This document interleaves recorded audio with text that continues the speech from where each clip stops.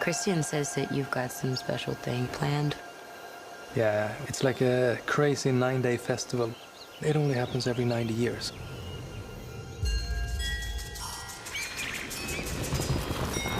Well, the really big movie, the one that seemed like the only movie over this 4th of July weekend, was Spider-Man Far From Home. Well, there was another movie that opened this weekend called Midsommar. It takes place in Sweden. It'll creep you out, I guarantee it. It has stayed in my head since I saw it, and I want to get it out of my head. So that's why I'm doing this review. I'm trying to get Midsommar out of my head.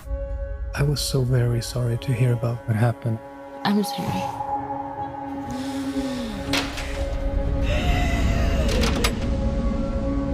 I invited Danny to come to Sweden.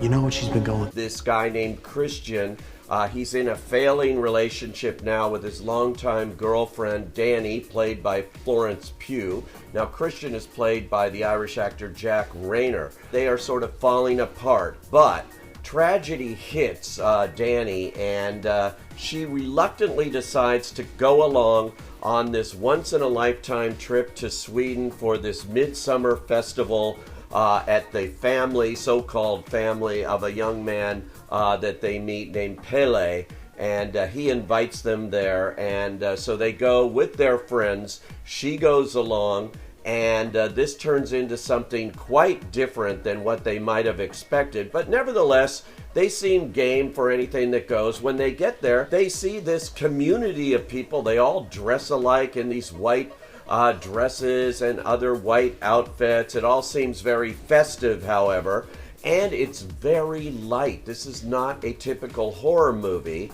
where it's always dark and creepy and you never know what's behind the door. Here it is the bright light of Sweden, the land of never-ending sun here, and they are there for this festival that turns very strange when they are offered this hallucinatory kind of drink to start with, which really plays with their whole sense of time and everything. They should have gotten the clue right there.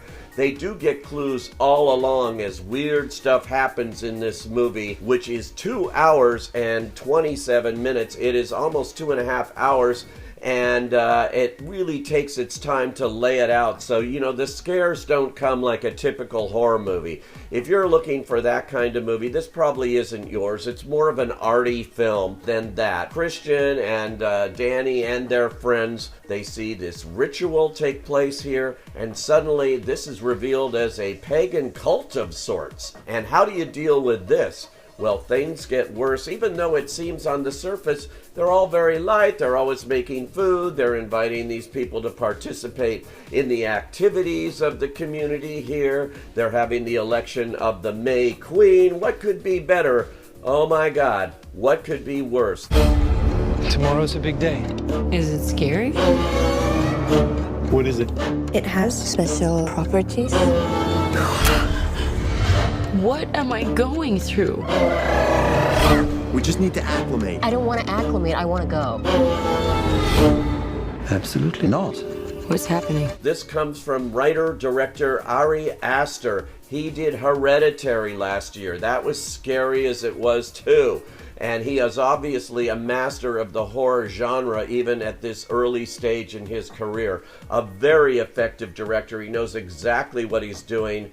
And let me tell you, whatever's going on in his mind that he can come up with, he's got to stop. He's got to stop, man. I can't take another movie like this. Not what he puts on the screen here.